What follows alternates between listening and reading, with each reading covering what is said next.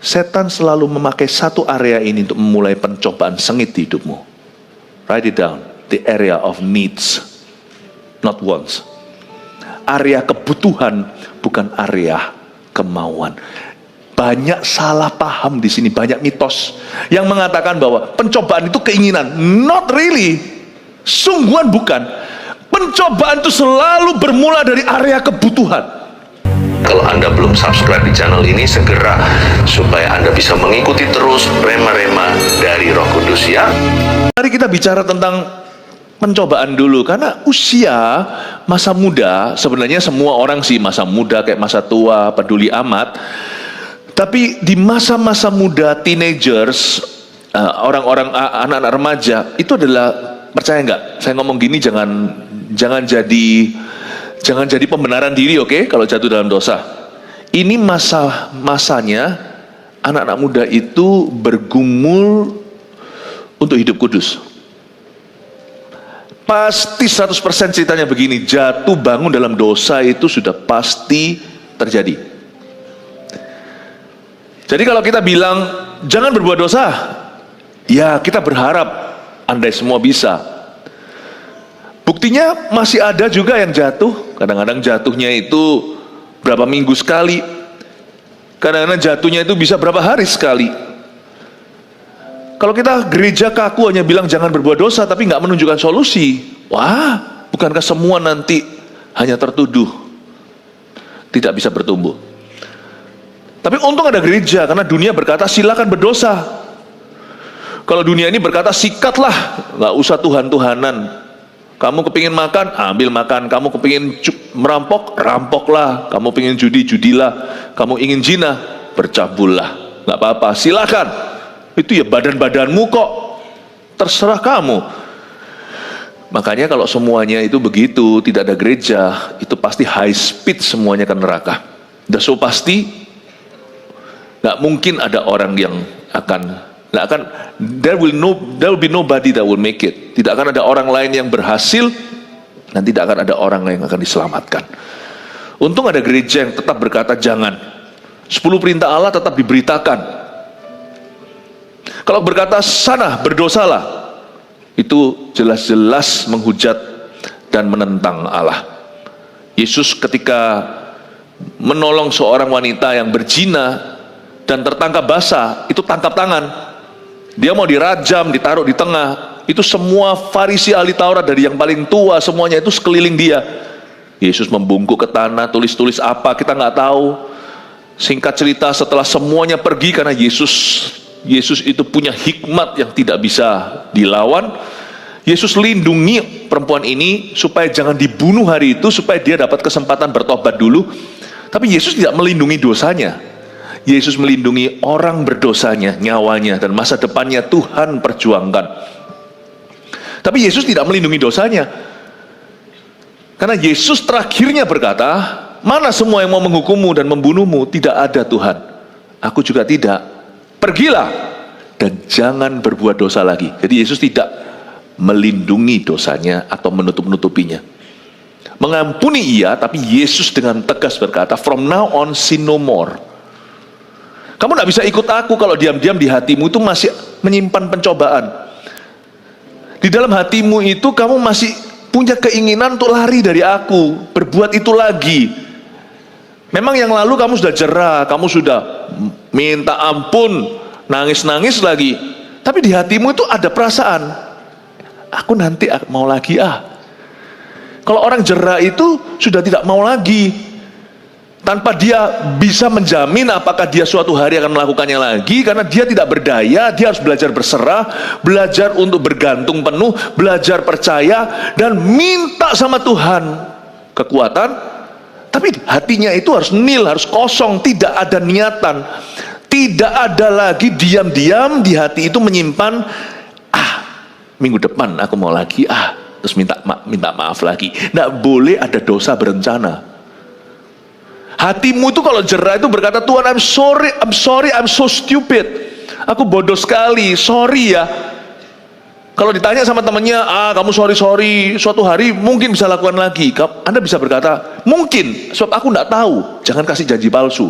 Jangan sok percaya diri. Nggak mungkin, nggak akan, malah jatuh. Mungkin, semuanya mungkin. Tapi Tuhan akan tolong aku supaya aku jangan jatuh lagi. Lebih baik bersandar pada Tuhan daripada percaya diri. Daripada kita janji-janji palsu. Aku janji, swear. Minggu-minggu ke depan, bulan-bulan ke depan, mulai hari ini enggak lagi. Daripada janji malah jatuh, mendingan kita berkata, Lord help me. Mengalahkan pencobaan itu tidak boleh dengan spirit pembuktian diri. Malah gagal nanti. Cara terbaik untuk mengalahkan pencobaan adalah merendah di hadapan Tuhan. Lord, I can still fall. Please help me. Yang lalu I'm sorry. Kalau ada teman yang tanya, kamu itu sorry sama Tuhan, kadang-kadang enggak sengaja. Teman pun bisa dipakai setan sebagai alat tuduhan. Tapi nanti paling 2 minggu lagi kamu jatuh.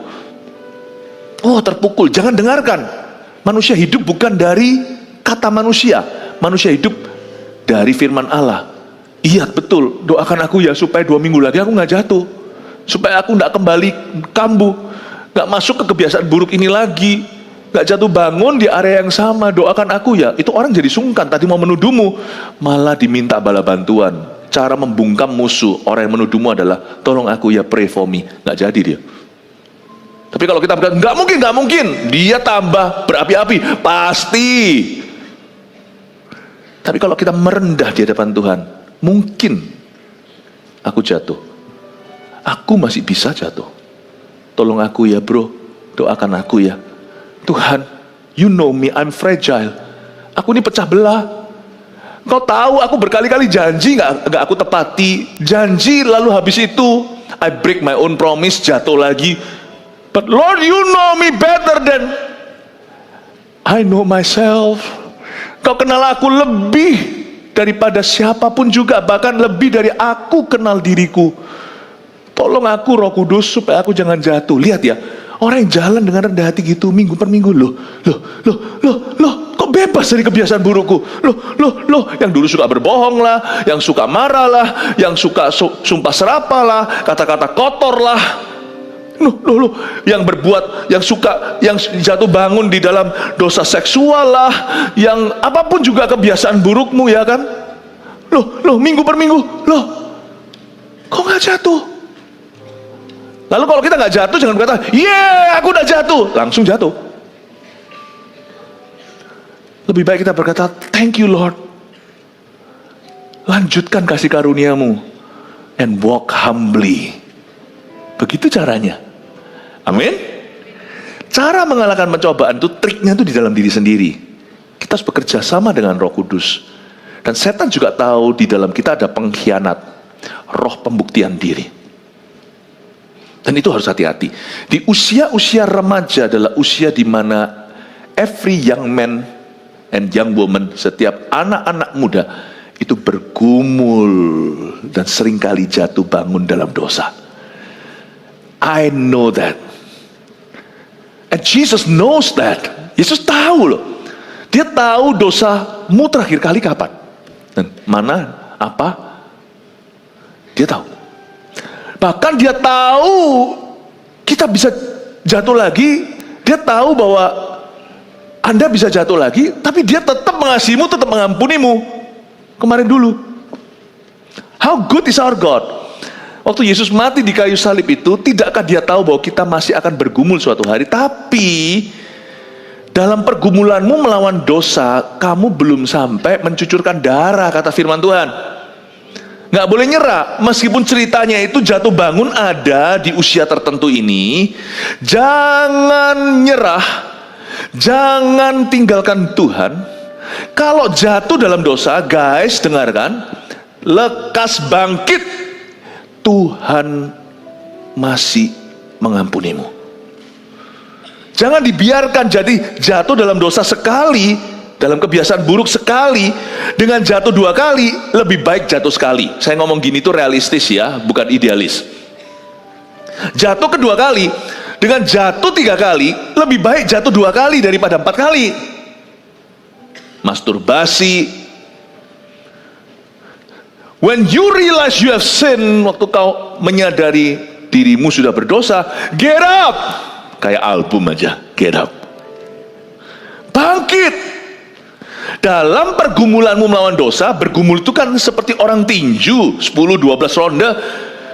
Kadang musuhnya yang lawannya yang jatuh, kadang-kadang kita yang KO dulu. Tapi jangan sampai kita KO beneran, jangan sampai TKO juga. Bangun lagi, fight. Fight the good fight of faith. Alkitab berkata, berjuanglah dalam peperangan iman. Do not give up on God.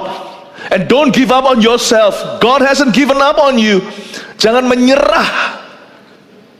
Jangan menyerah akan Tuhan.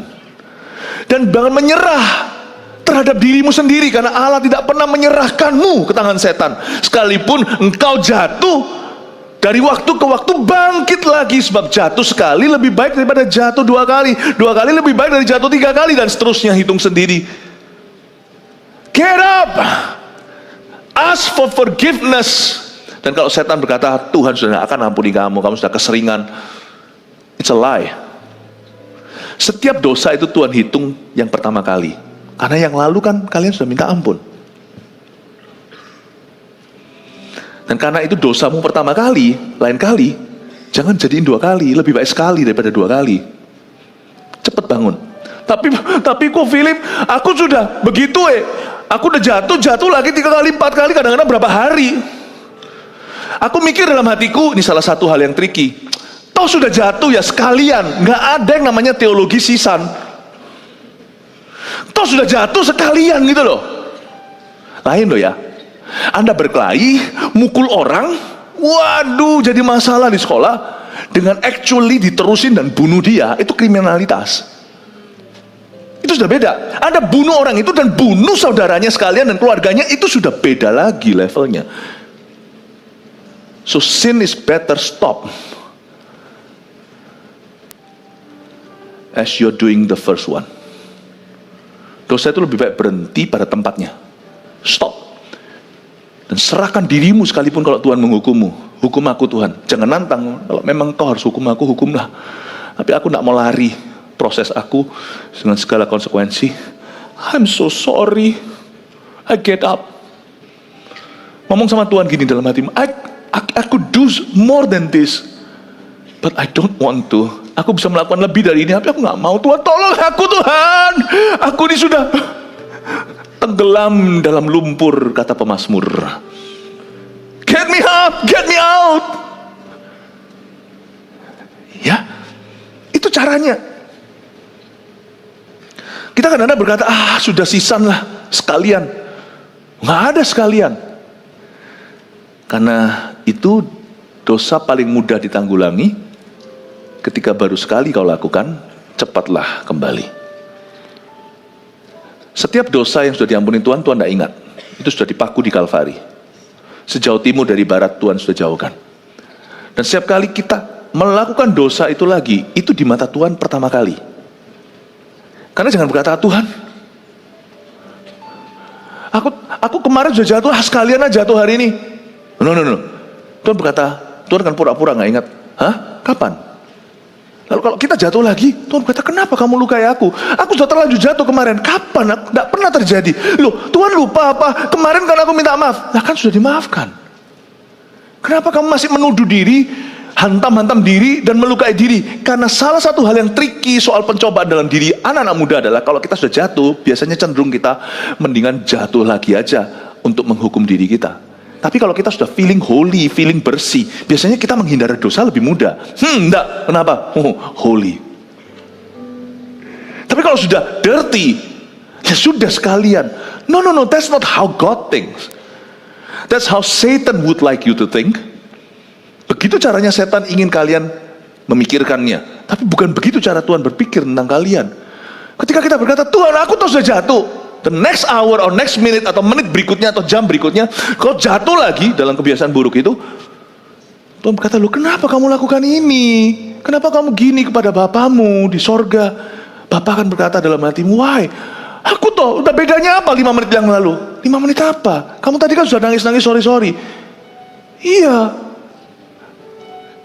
5 menit lalu, 5 menit apa? Tuhan lupa? Enggak.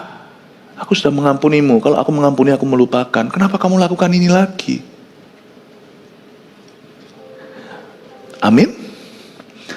Percayalah kalau Tuhan mengampuni, Tuhan melupakan. Kalian juga harus melupakan kegagalan kalian. Jangan lupakan yang perlu untuk pembelajaran. Tapi guilt-nya itu, rasa bersalahnya, serahkan. Lalu bangkitlah. Peduli amat kalau kita harus mulai lagi merangkak dari bawah, gak apa-apa.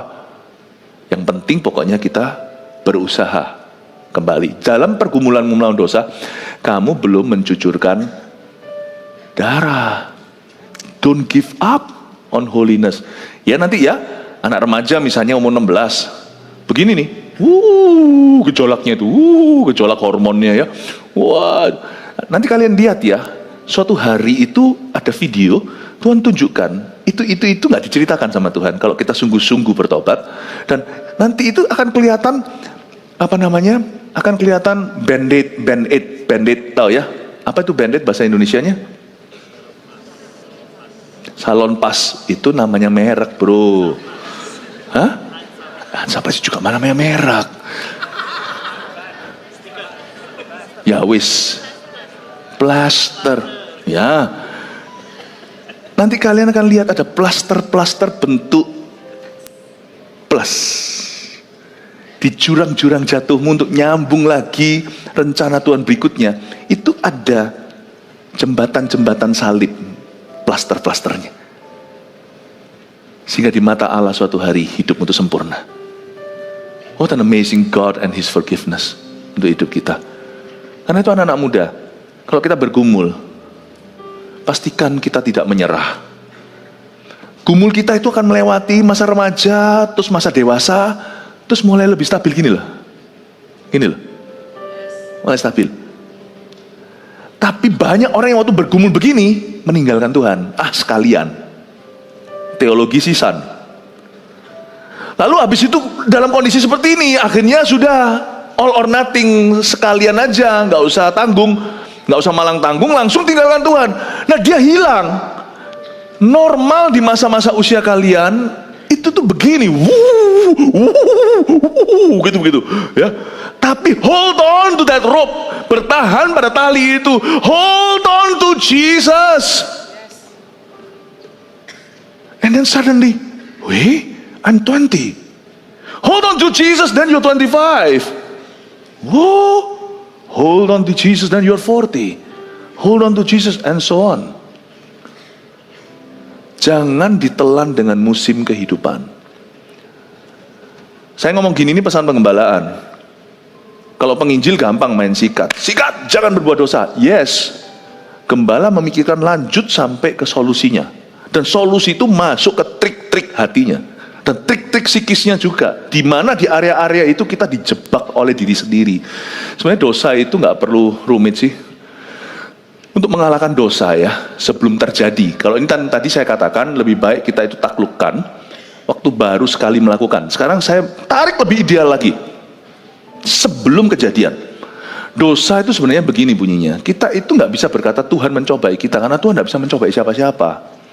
Setan itu bisa mencobai, bukan bisa, memang tukang mencobai. Tuhan tidak. Tapi manusia itu dipikat dan diseret oleh keinginannya sendiri.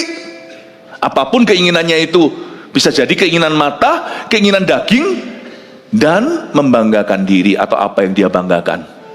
Bukankah surat Yohanes mengutarakan, the lust of the eyes, the cravings of the flesh, and the boastings of what he has or he's done, or what he has or does.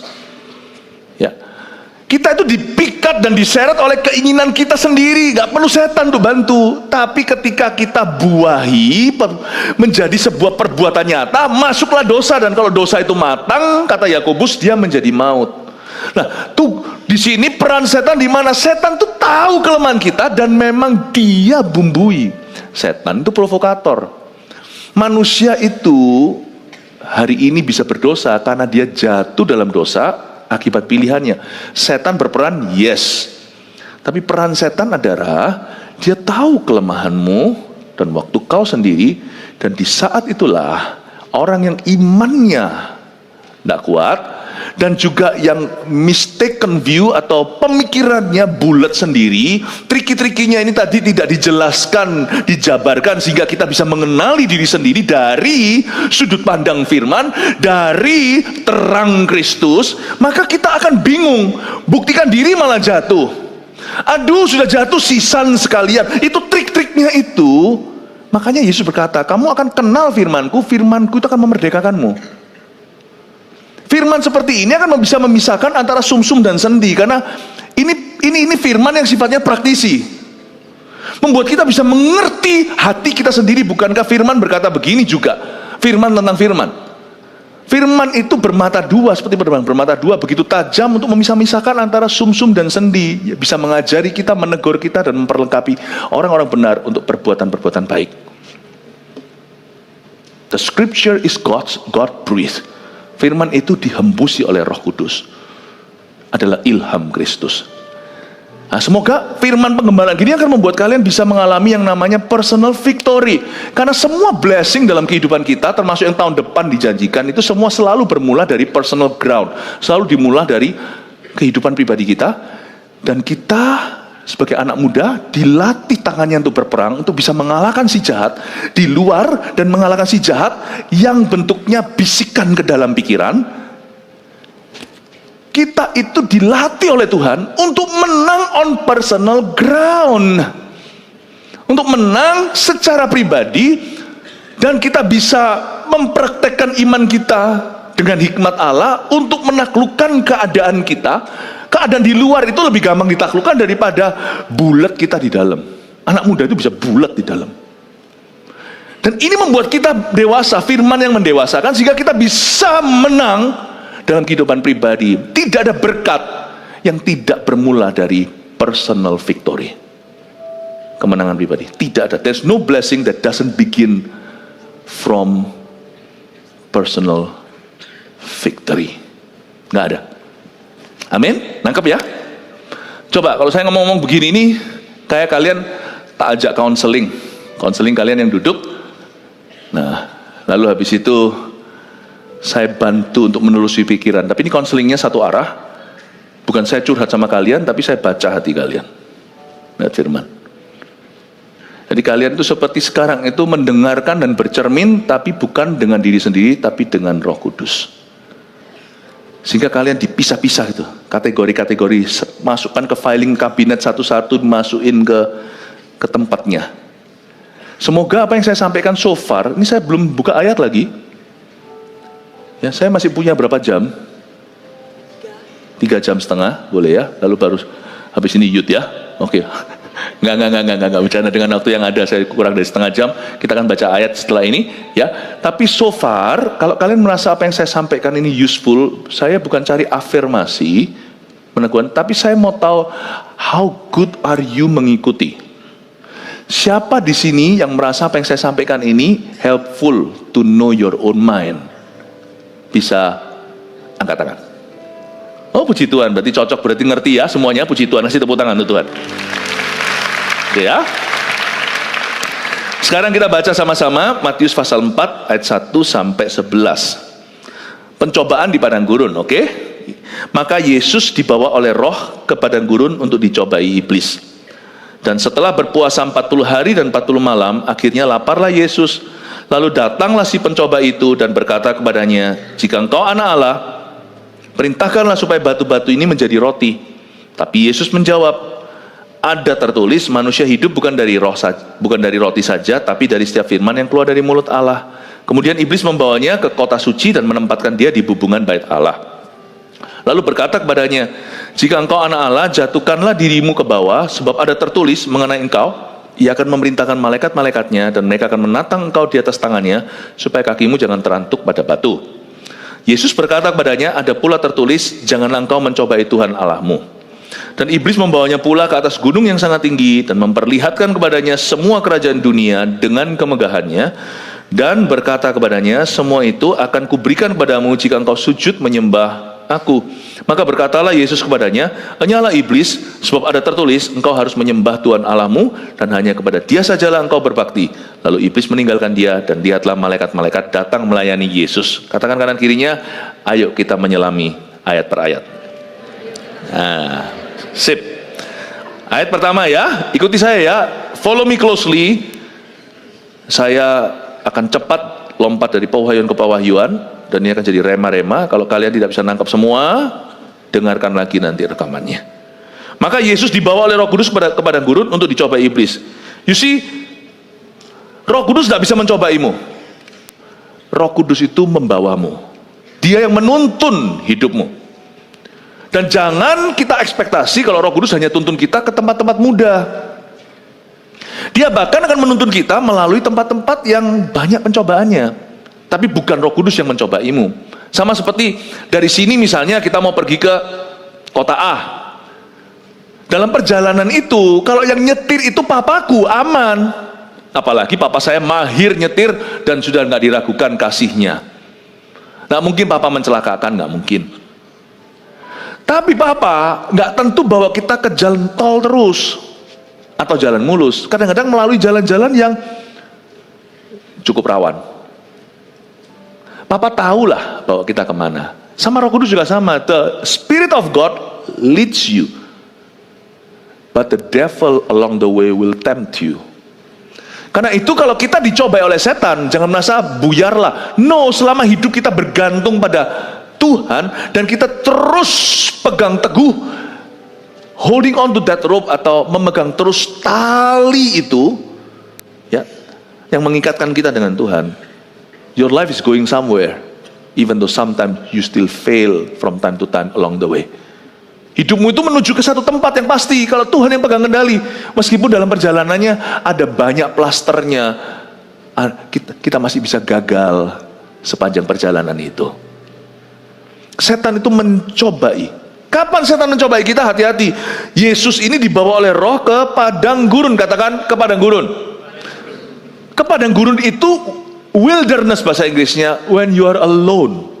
Mungkin kita nggak dibawa ke padang pasir, nggak secara fisik, tapi pencobaan itu menjadi-jadi saat kita sendirian.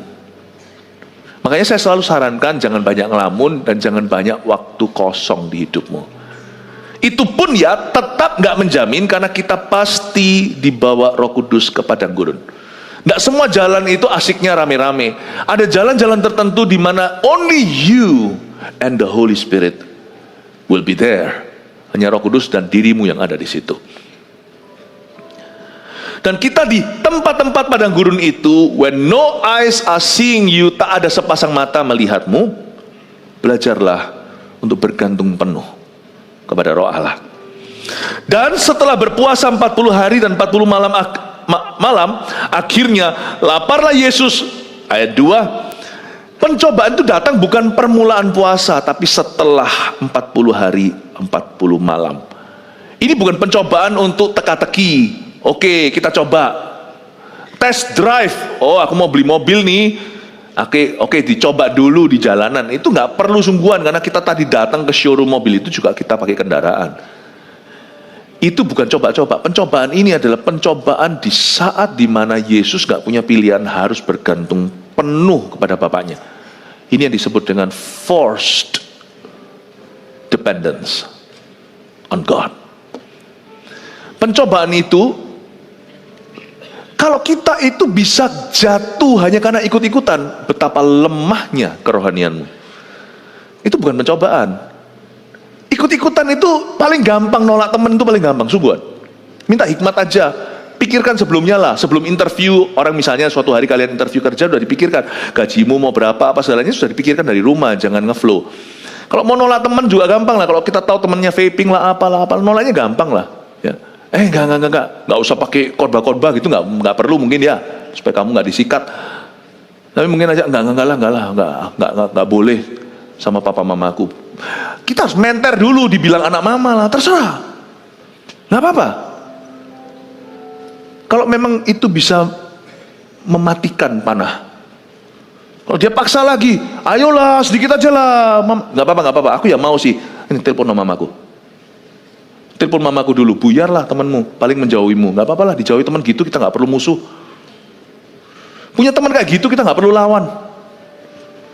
Ya, atau mungkin ada yang cara lebih, daripada kita sungkan-sungkan, enggak lah, besok aja. Jangan kasih janji palsu kalau mau nolak orang. Itu namanya hanging somebody. Itu sama dengan orang yang nggak berani nolak cinta. It's okay ya, nanti bulan depan aja aku kasih kamu jawaban. Padahal di hatinya nggak ada niatan. Jahat lah itu. Itu di sini banyak pendosanya ternyata. Temenmu boleh jadi orang berdosa yang aktif dalam dosanya. Kalian juga nggak boleh jahat sama dia. Kalau kalian nggak mau barangnya, kalian ngomong terus terang di depan. Jangan bilang nanti besok aja, lain kali aja. Jangan lain kali. No. If you still want to be my friend, I thank you. If you don't want to be my friend, it's okay. I don't need you. I don't need you to be happy. And I don't need your vaping to be happy. Yang secure gitu loh. Yang rasa aman gitu loh. Kalau ikut-ikutan dicoba, ikut-ikutan aja nggak bisa tahan. Itu bukan pencobaan. Pencobaan yang asli adalah pencobaan ketika kita ditekan dengan sebuah kebutuhan. Itu lain loh. Kalau ikut-ikutan itu bukan kebutuhan. Aku butuh untuk diterima sama teman-temanku. Percayalah, itu bukan keperluan. Itu keinginanmu. Yesus dicobai di akhir puasanya 40 hari, 40 malam. Akhirnya laparlah Yesus. Kalimat ini membuat saya terharu. Juru selamat kita itu sungguhan jadi manusia biasa. And Jesus was hungry. Lapar gak makan sekali. Misalnya tadi gak makan pagi. Itu beda dengan gak makan 40 hari. Do you know that? Setan selalu memakai satu area ini untuk memulai pencobaan sengit di hidupmu. Write it down. The area of needs, not wants. Area kebutuhan, bukan area kemauan. Banyak salah paham di sini, banyak mitos yang mengatakan bahwa pencobaan itu keinginan. Not really. Sungguhan bukan. Pencobaan itu selalu bermula dari area kebutuhan. Sungguhan gak bisa kasih makan sama keluarga lagi, misalnya yang sudah menikah, seorang kepala keluarga di PHK sampai dia harus korupsi. Itu kebutuhan sudah. Bukan lihat mobil orang bagus lalu dicuri. Itu keinginan. Mari kita menang di area kebutuhan. Itulah primitifnya percobaan. Keinginan, itu level kanak-kanak, TK. Tolak saja, nggak usah mikir 2 kali. Kehilangan teman kayak gitu nggak apa-apa sih. Nggak apa-apa. Malah kalau bisa GR sedikit di hati, ngomong, Tuhan suatu hari biar orang itu kerja untuk aku. Temukan aku suatu hari di situasi yang berbeda ketika kami sudah lebih tua. Aku tak duduk interview dia. Gaya sedikit nggak apa-apa. Kalau gaya itu bukan sombong tapi glory. Ya, kamu nggak mau ya? Nggak mau ya? Orang lain semuanya sudah gini-gini, sama gitu, sama cewek lah, sama lawan jenisnya dan sebagainya. Kamu nggak mau? Apa-apa Tuhan? Aku nggak apa-apa. Suatu hari Tuhan, aku minta pernikahanku sungguhan bahagia. Aku nggak mau ikut-ikutan yang ginian. Bisa kok punya prinsip, sungguhan bisa. Saya punya prinsip, saya bisa. Kita semua banyak yang sudah punya prinsip dan bisa. Laparlah Yesus di area kebutuhan, needs. Ya ada juga, tapi juga harus hati-hati. Anak muda juga ada satu need sih, sebenarnya nggak bisa disangkali, yaitu anak-anak muda, orang muda itu punya kebutuhan untuk diterima. Makanya ada yang namanya peer pressure atau tekanan sebaya. Itu di dalam dunia remaja itu sangat kuat. I understand. Tapi jangan berhalakan kebutuhanmu. Belajar untuk berserah di area kebutuhanmu. Percayakan cara Tuhan, bukan versimu. Atau versi dunia apalagi. Next, jika engkau anak Allah, perintahkanlah supaya batu-batu ini, ayat 3, sorry, saya kelompatan, ayat 3a, lalu datanglah si pencoba itu dan berkata kepadanya, jika engkau anak Allah, perintahkanlah supaya batu-batu ini menjadi roti. Hati-hati dengan jalan pintas, karena jalan pintas itu selalu terkesan menggoda. Ingatlah sesuatu, kecuali itu mujizat Allah, tidak ada rumusnya, terjadinya spontan atau mendadak tiba-tiba. Tapi segala sesuatu yang lain di hidup ini, kecuali keselamatanmu yang diberi cuma-cuma, anything in this life that seems to be too good to be true, segala sesuatu di hidup ini yang kayaknya jalan pintas, kayaknya ini, wow, this is too good to be true, man.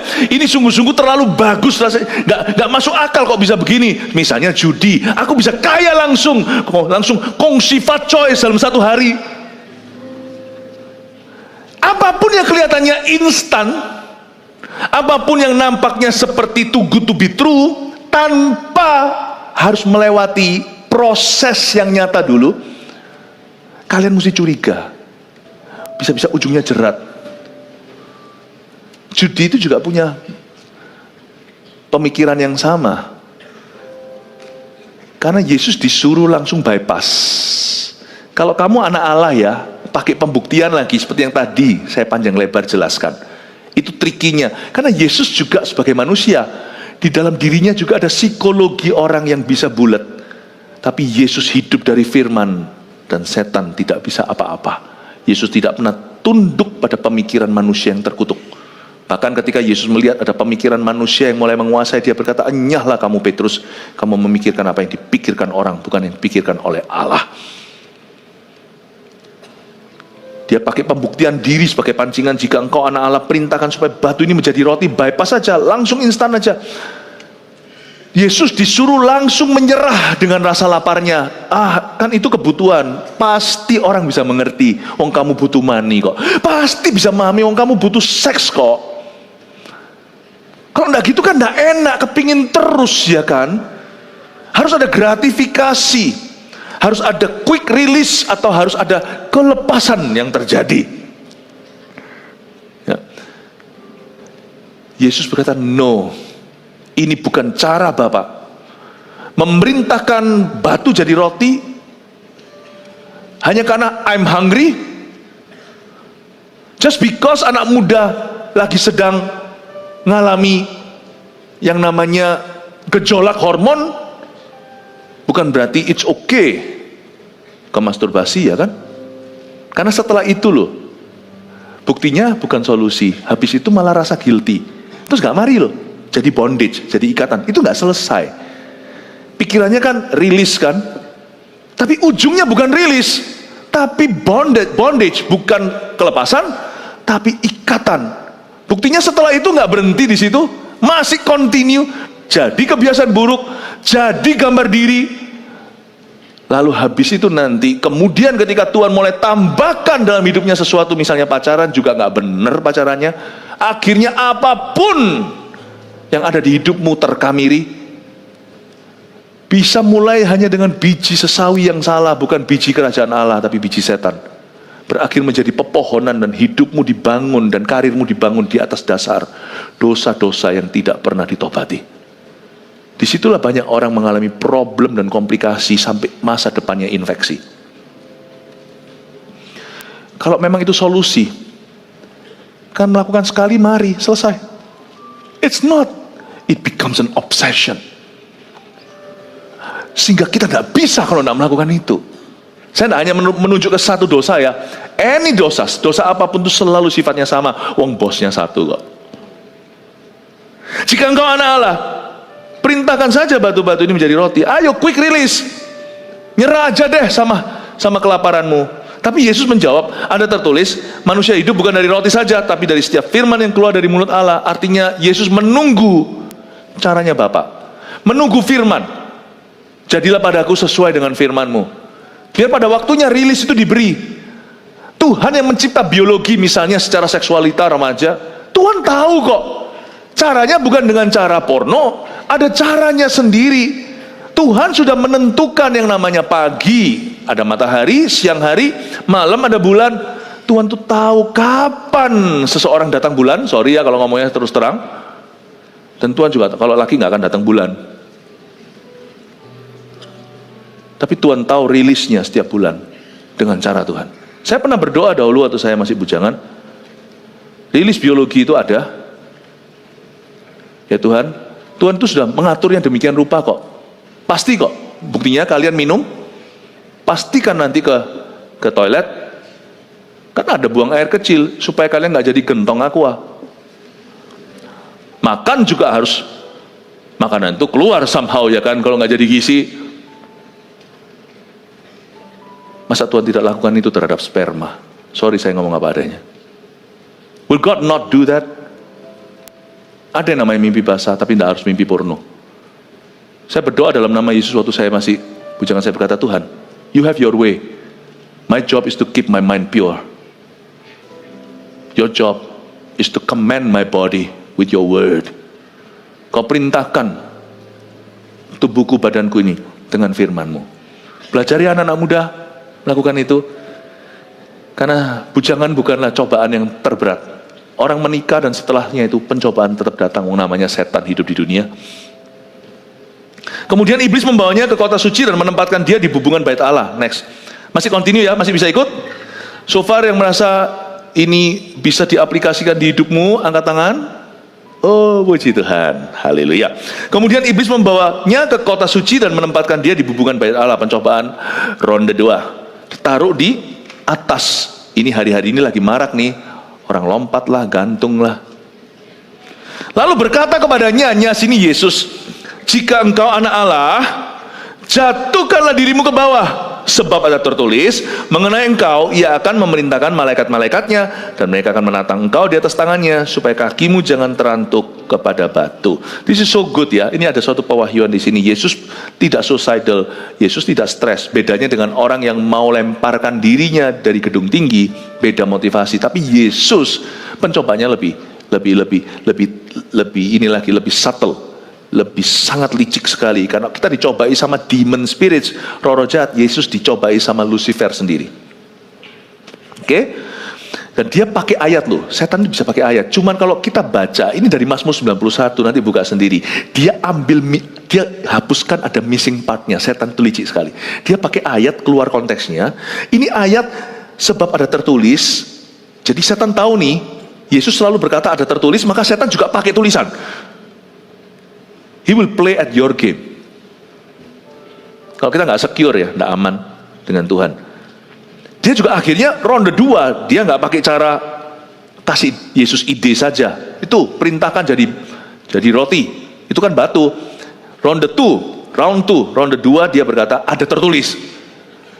Jangan kaget ya, orang bisa mengatasnamakan Tuhan.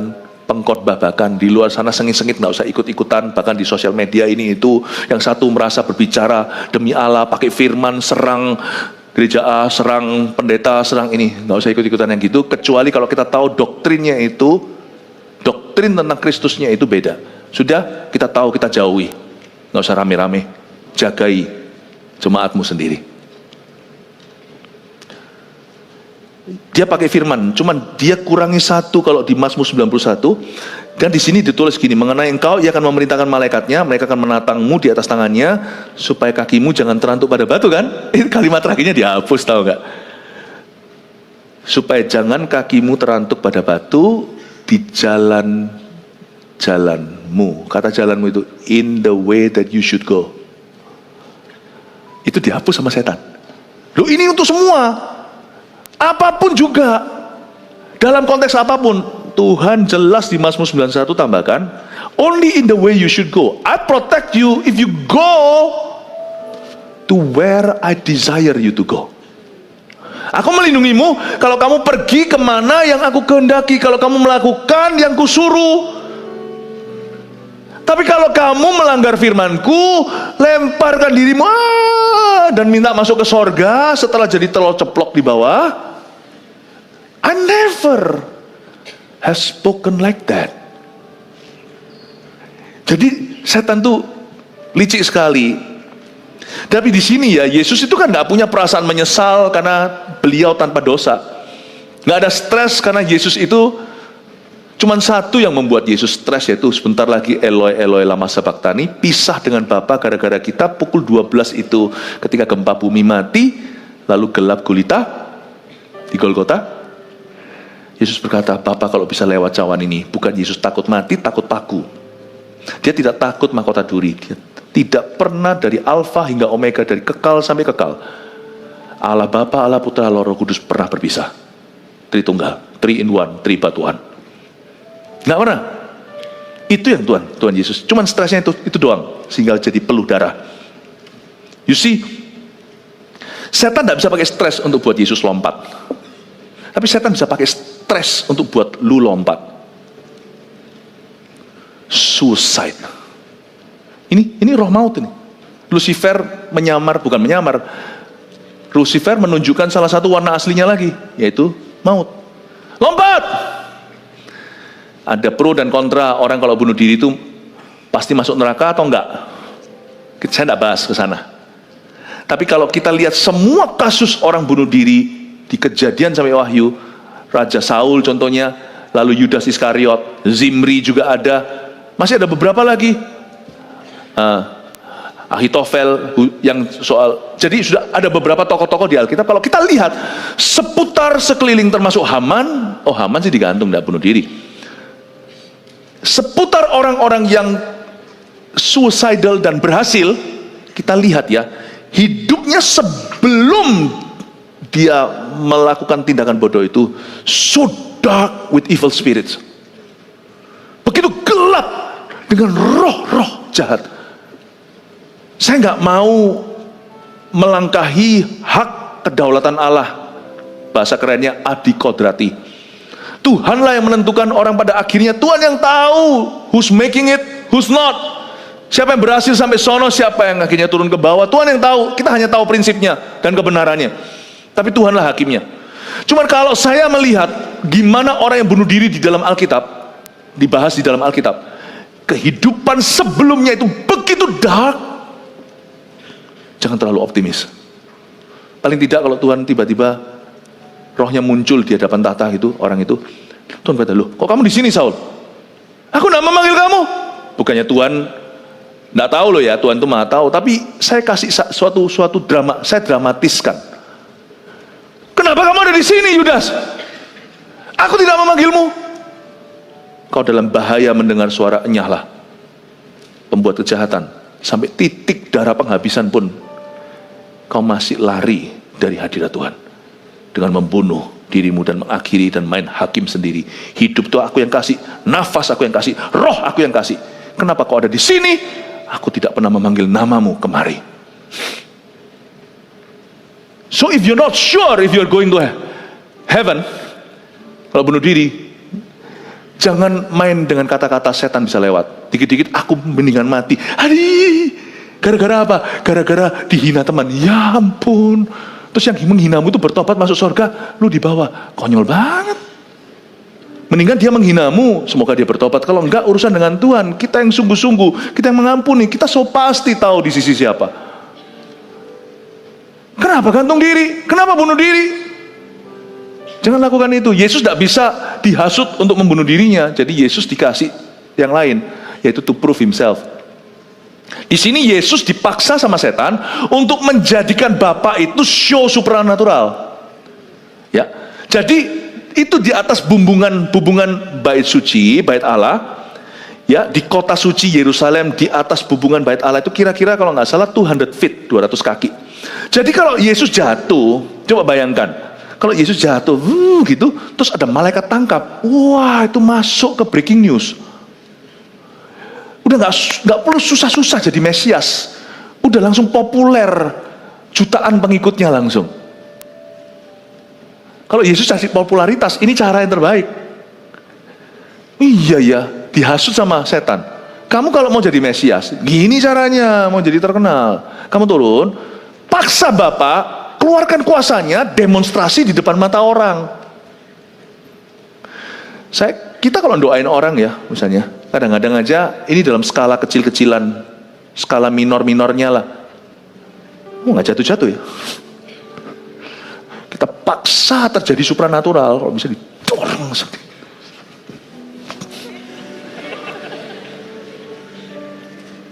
We don't force the Father to demonstrate supernaturality. Kita cuman appeal to our personal relationship with Him. Dan kalau kita jalan dalam obedience, ada kuasa urapan.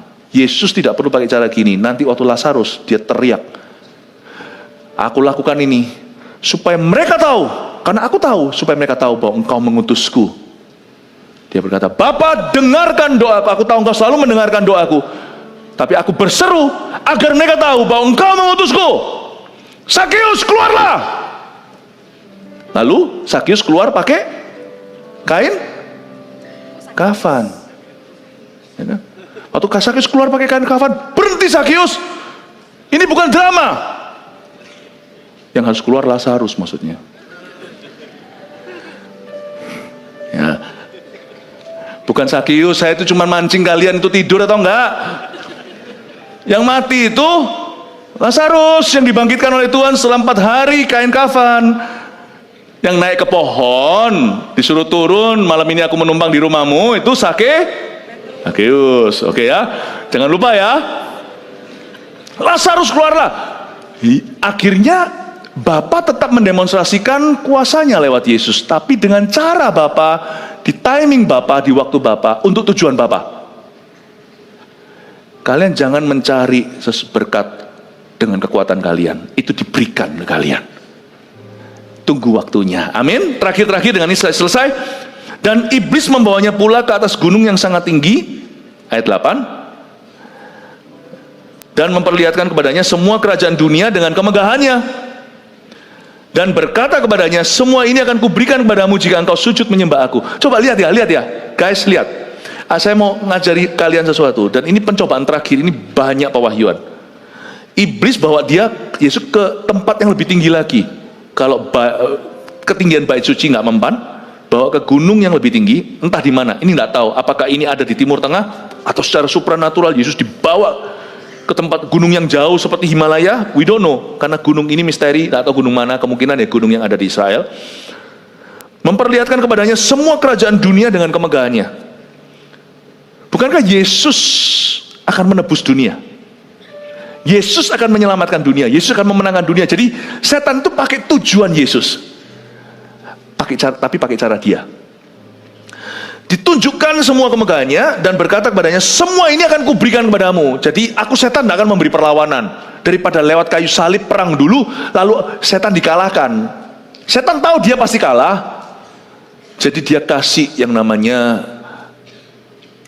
tawaran kekeluargaan. Tawaran kekeluargaan setan namanya kompromi. Siapa di sini yang kompromi terus itu satu keluarga sama setan.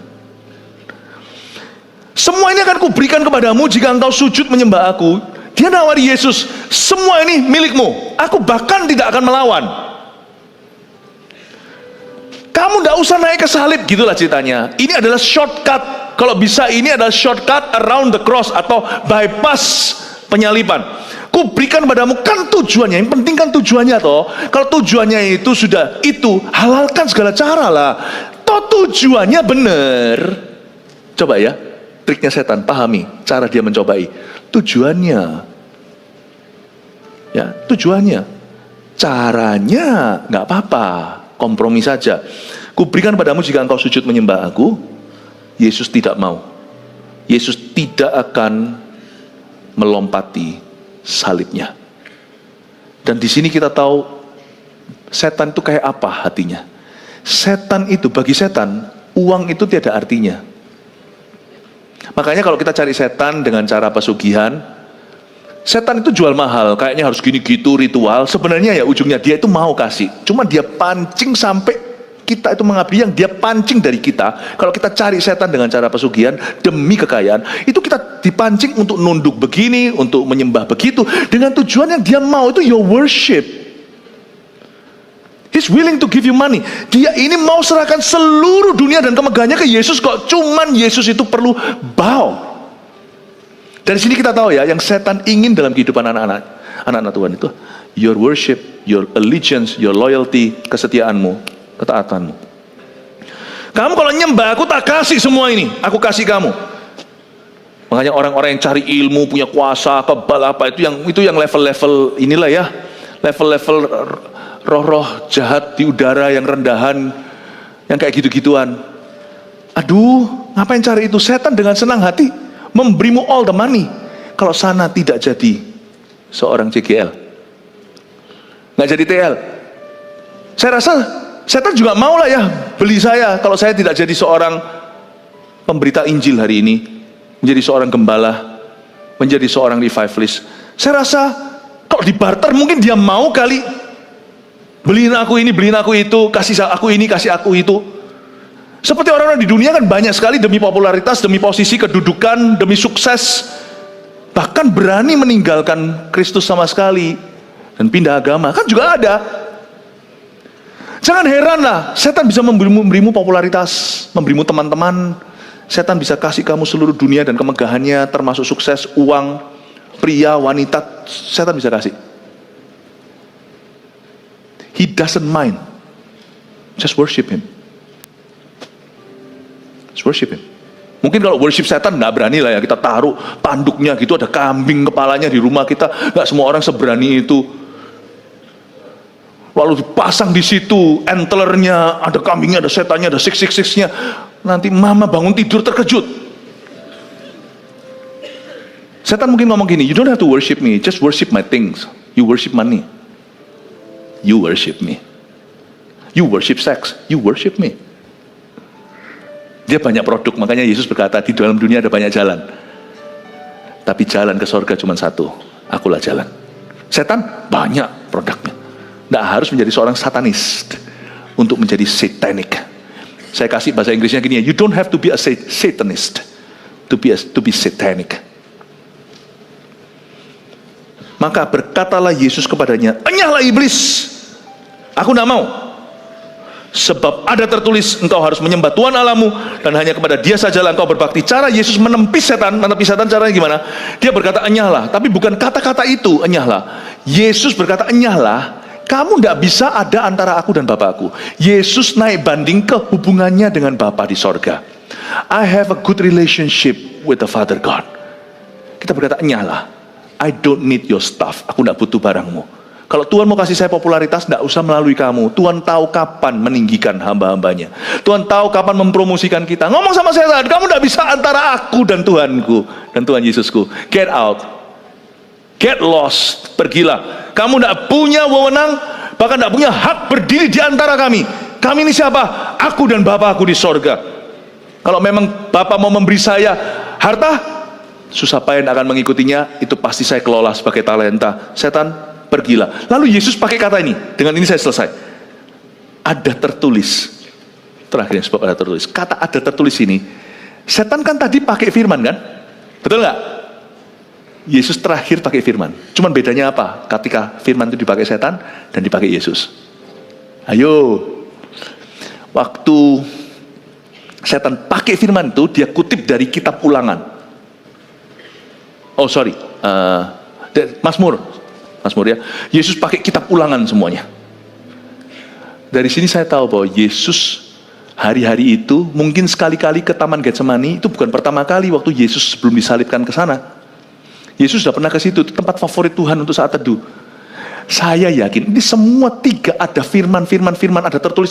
Yang pertama Yesus berkata manusia hidup bukan dari roti, tapi dari firman yang keluar dari mulut Allah. Jadi Yesus itu merenungkan firman sebagai anak manusia. Sebagai anak Allah dialah firman, sebagai anak manusia dia merenungkan firman. Saya menemukan satu patron cara Yesus menjawab. Pertama dia berkata, ada tertulis manusia nggak hidup dari roti saja. Aku 40 hari 40 malam ini di padang gurun itu merenungkan firman Tuhan. Tiba-tiba kamu datang, plung, muncul, suruh perintah, main perintah. Kamu setan, memang kerajaanmu itu main perintah. Kerajaan Bapakku tidak main perintah. Perintahkan batu jadi roti segala. Aku barusan renungkan firman, nanti ada waktunya. Yesus di padang gurun itu mungkinkah merenungkan dan selesaikan dalam pikirannya kitab Ulangan?